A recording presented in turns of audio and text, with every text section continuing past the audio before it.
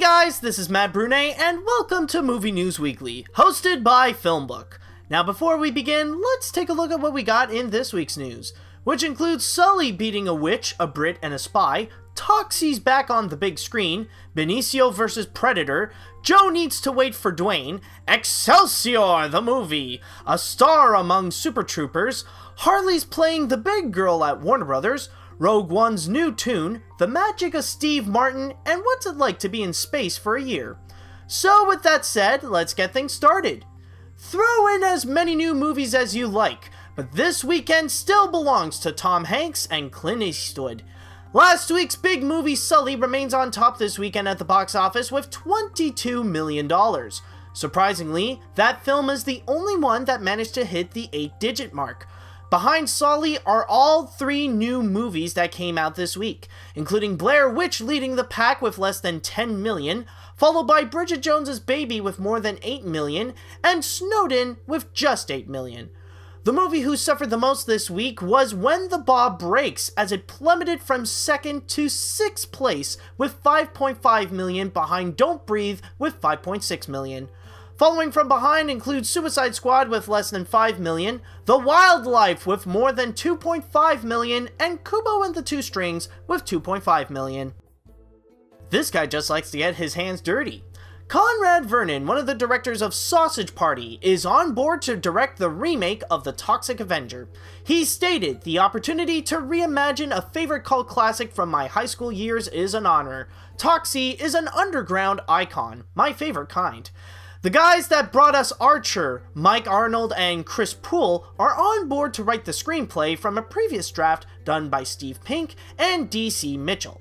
Also, it has been stated that it will be more grounded and mainstream.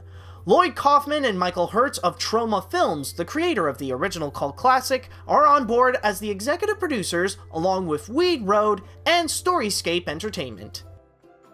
The alien might have found his next target. Benicio del Toro is now in talks with 20th Century Fox to star in the reboot of Predator. If he accepts, he will be joining the cast with Jesse Ventura and Carl Weathers. The movie will be directed by Iron Man 3 and the Nice Guys' Shane Black, who very coincidentally was in the original film starring Arnold Schwarzenegger. He was seen as the first one to get killed by the Predator himself.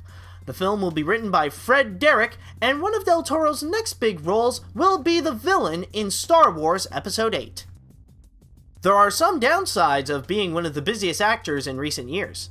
In an interview with LRM Online, actor Byung-hun Lee mentioned that Paramount and Hasbro might put the third installment of the G.I. Joe movie on hold due to scheduling with the actors.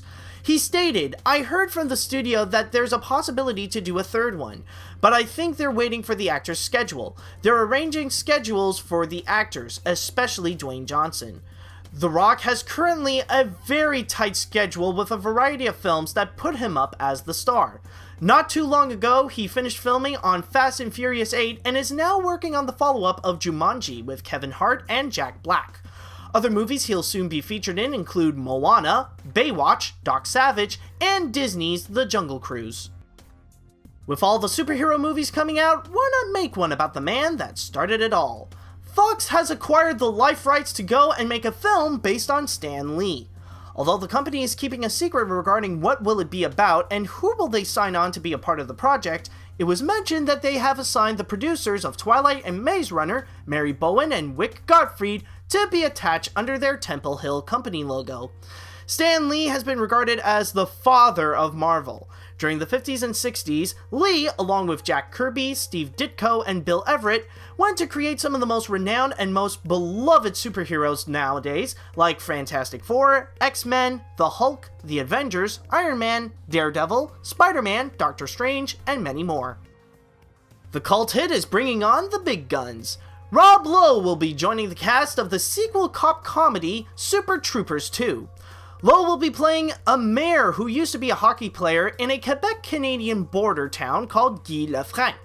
The project began as an Indiegogo campaign by the comedy team Broken Lizard and managed to surpass its $2 million goal by receiving $4.5 million. The members of Broken Lizard, Kevin Heffernan, Pat Sotkin, Eric Stolhosky, Steve Lemmy, and Jay Chandrasekhar will both star and write the film, while the latter will also be directing. Joker's girl is starting to run her own business. Margot Robbie has signed a deal with Warner Brothers to produce 2 films under her Lucky Chap Entertainment banner. The deal will consist of Robbie being the executive producer and star of both an adaptation of Dean N. Jensen's Queen of the Air and a Suicide Squad spin-off film starring her character Harley Quinn and a few other DC female superheroes. Lucky Chap is currently developing their first batch of feature films, including the neo-noir thriller Terminal, a Tonya Harding biopic, I, Tonya, and an adaptation of Bad Monkeys. Guess we'll be needing a new soundtrack for this one. Michael Giacchino, one of Disney and Pixar's signature composers, is going to replace Alexandre Desplat to make the score of Rogue One, a Star Wars story. The reason for this switch is due to the reshoots done during the summer, which delayed scheduling for composing the music. This resulted in Desplat to no longer be available for the production and had to get Giacchino to take his place. Giacchino will now become the first ever composer to score a major Star Wars film outside of John Williams. Rogue One will be setting up its new music on December 16th. As a Disney character once said, "Let's make some magic!" Mark Waters, the director of Mean Girls, is on board to direct a live-action comedy for Disney called Magic Camp.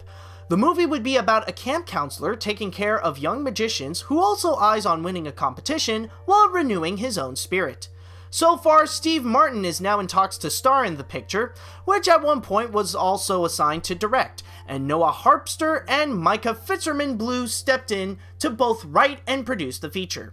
Coincidentally, this is not the first time that Steve Martin, Magic, and Disney mixed together. Early in his career, Martin had a job at the Magic Shop in Main Street, USA at Disneyland. Space is always a popular place for a movie, but can we handle a year's worth? Sony Pictures has got the rights through an auction to the upcoming book Endurance, My Year in Space by astronaut Scott Kelly. The story tells about the struggles Kelly went through to become an astronaut, and afterwards spent the longest time in space for an American with 382 days. The movie will be produced by Amy Pascal under her Pascal Pictures company, along with Elizabeth Cantillon and Rachel O'Connor. The book will be ready to hit shelves on November 2017.